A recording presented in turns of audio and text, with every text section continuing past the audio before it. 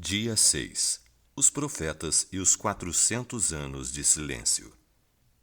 Se você tem alguma Bíblia mais antiga, da tradução por Ferreira de Almeida, sem comentários teológicos, provavelmente vai se lembrar da página em branco logo após o livro do profeta Malaquias, para em seguida ter o primeiro capítulo do Evangelho segundo Mateus.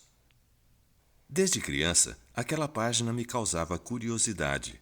Ficava imaginando o que ela significava e o porquê de não haver nada escrito nela.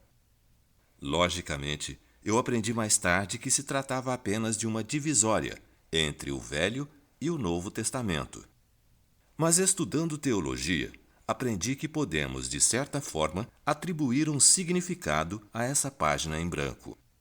Antes de falarmos sobre o significado da página em branco, precisamos nos lembrar do que já vinha sendo anunciado pelos profetas sobre a vinda de um Messias, um ungido, aquele que salvaria o povo de Deus e estabeleceria um reino eterno, justo e pacífico. Em Isaías 9:6, ele também foi chamado Maravilhoso Conselheiro, Deus Forte, Pai da Eternidade, Príncipe da Paz.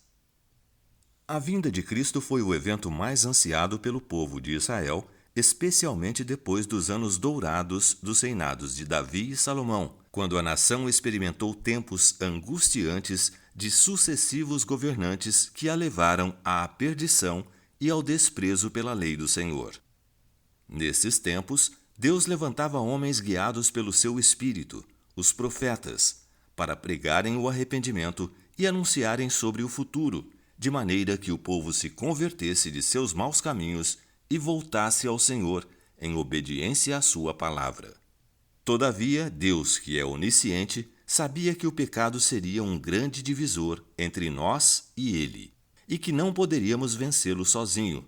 Por isso, desde antes da fundação do mundo, Ele já tinha um plano para nos arrebatar da dominação do pecado que nos fez cegos e surdos para a sua palavra.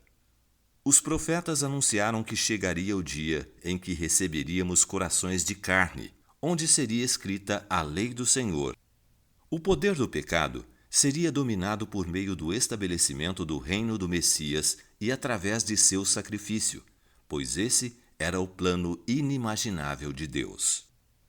Após longos anos de avisos pelos profetas sobre os efeitos da desobediência, a nação de Israel foi levada em cativeiro e dominada por povos que não conheciam a Deus.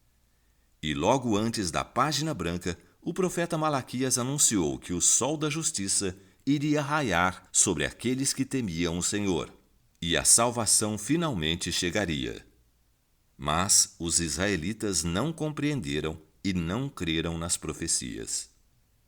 A criação, os exércitos celestiais, as hostes espirituais da maldade, os governos do mundo e toda a humanidade estavam prestes a testemunhar o maior evento cósmico desde a fundação do mundo. Uma grande e esperada guerra seria travada em uma colina chamada Calvário, com as armas mais improváveis: uma coroa de espinhos, uma cruz, cravos e martelos, e onde o vencedor deveria morrer para ganhar. A página em branco retrata, então, o chamado período interbíblico ou intertestamentário, conhecido pelos 400 anos de silêncio de Deus, entre a última pregação do profeta Malaquias e o início do ministério do profeta João Batista. Este período é como o fôlego que se toma antes do mergulho, o respirar profundo antes da batalha onde a morte é certa, o momento de solitude em oração antes da agitação do dia. Agora, mesmo aquela página em branco se torna algo significativo para todo cristão, pois nos lembra que o silêncio também é uma resposta de Deus e um chamado à oração, à confiança e à esperança nas suas promessas eternas. Oração. Pai, que eu possa encontrar descanso nos momentos de silêncio, que eu entenda que o Senhor é soberano e que nada escapa dos seus cuidados. Pois quando clamo e não obtenho respostas de ti, o teu silêncio é um chamado para que eu confie e permaneça humilde debaixo da tua vontade. Pai Santo, que diante dos meus anseios o teu silêncio seja uma ordem para que o mar revolto dos meus pensamentos seja apaziguado. Em nome de Jesus Cristo. Amém.